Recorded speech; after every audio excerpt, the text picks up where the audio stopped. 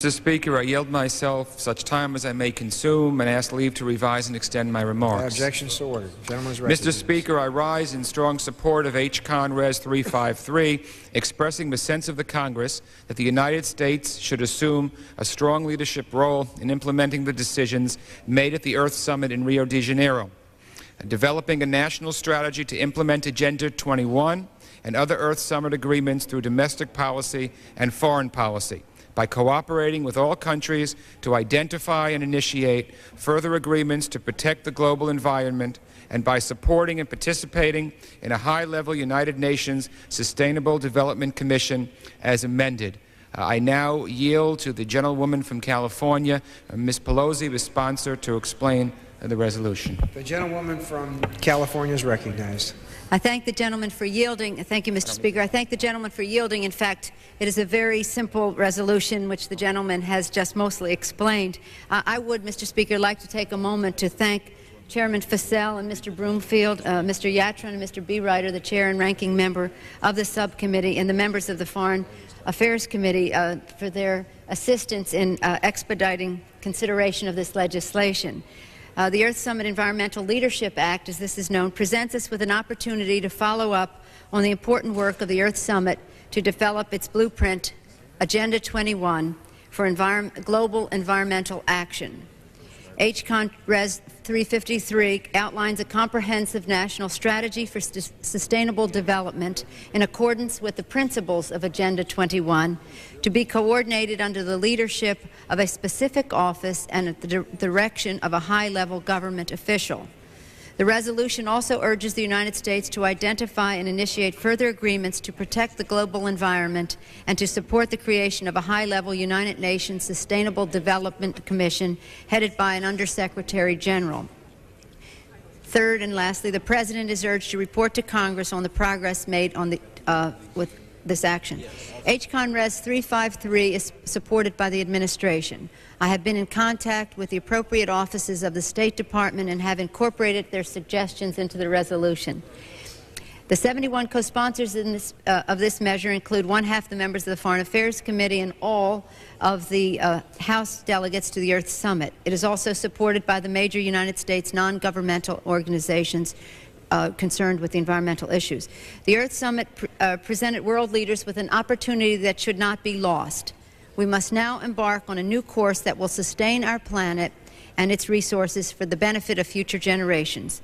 This resolution calls on the United States to assert its leadership to achieve this goal. I urge my colleagues to support this resolution. Thanks again to the members of the Foreign Affairs Committee for their recognition of the importance and timeliness of this resolution. We must make the promise of Rio a reality. Thank you, Mr. Speaker. The gentlewoman's time has expired. The gentleman from Michigan. Mr. Speaker, I yield myself such time as I need, and I ask permission to revise and extend my remarks. Objection to order. The gentleman is recognized. Mr. Speaker, I do support this resolution, which expresses the sense of Congress with respect to implementing the decisions of the recent United Nations Conference on Environment and Development.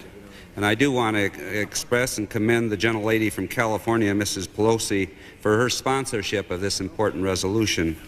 Mr. Speaker, despite all of the criticism of the administration policy toward the Earth Summit, the fact is that the United States government made a very constructive contribution in Rio and in the talks that led to the meeting in Rio. Largely as a result of the conference, they adopted 4 major items: the Rio Declaration on Environment and Development, the lengthy action plan referred to as Agenda 21, the United Nations Framework Convention on Climate Change, and the non-binding but authoritative principles for the management and conservation of forest resources. In addition, the conference adopted the UN Biodiversity Convention, which the administration decided not to join at this time. And this was due to concerns about intellectual property and also the decision-making and funding mechanism.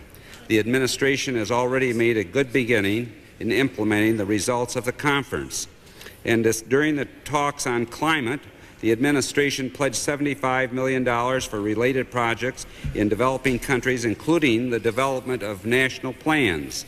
The President announced that the United States would have our own national plan on climate ready by the end of the year in order to start international consultations in January of 1993. The President announced a Forest for the Future initiative to double worldwide forestry assistance, beginning with $150 million additional U.S. contribution. The administration is preparing for consideration by the UN General Assembly of establishment of the Sustainable Development Commission called for in Rio, and is working on an interagency basis to formulate further plans to implement the other recommendations of the conference. The good start made by the administration shows that the United States is serious about international cooperation to address global environmental problems. The resolution before us calls for similar measures to implement the recommendation of Rio Conference. The State Department does support the provisions of this resolution, which are fully consistent with U.S. policy toward implementing the results of the Earth Summit. Mrs. Pelosi should be further commended for her cooperative attitude on the issues that were raised by the Department at an early stage in the consideration of this resolution. Mr. Speaker, I was also appointed to the Earth Summit as an observer, a delegation. Although I did not actually attend the conference, I did follow the proceedings very carefully. Recently, I had the opportunity to contribute to an article on these matters to a magazine called Michigan International Lawyer. I request that this summary of my views be inserted in the record at the conclusion of my remarks, and I yield back the balance of my time. Objection, so ordered. The gentleman yields back his time. Gentleman from New York. Mr. Speaker, I have no further requests for time and yield back the balance of my time and ask unanimous consent that all members be given 5 legislative days in which to revise and extend their remarks. Without objection, so ordered. The gentleman yields back his time, and all time has expired. And the question is, will the House suspend the rules and agree to House Concurrent Resolution 353 as amended?